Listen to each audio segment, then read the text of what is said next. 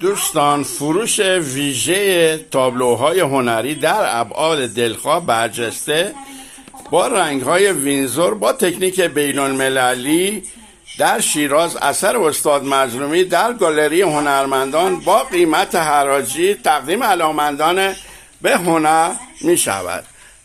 لایک لطفاً فراموش نشه.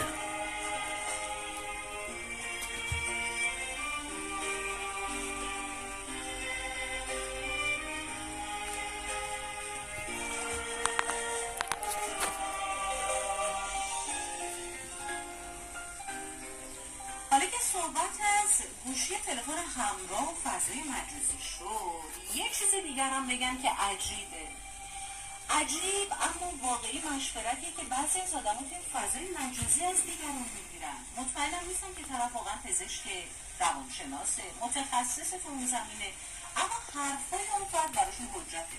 تازه کلی هم محترمانه ازش به خاطر مشورتی که داده تشکر میکنن. چرا برای برخی از ما همیشه آدمای ناشناس اینقدر قابل احترامن و اینقدر حرفشون رو قبول داریم؟ چرا واقعا تحقیق نمی کنیم؟ اونم از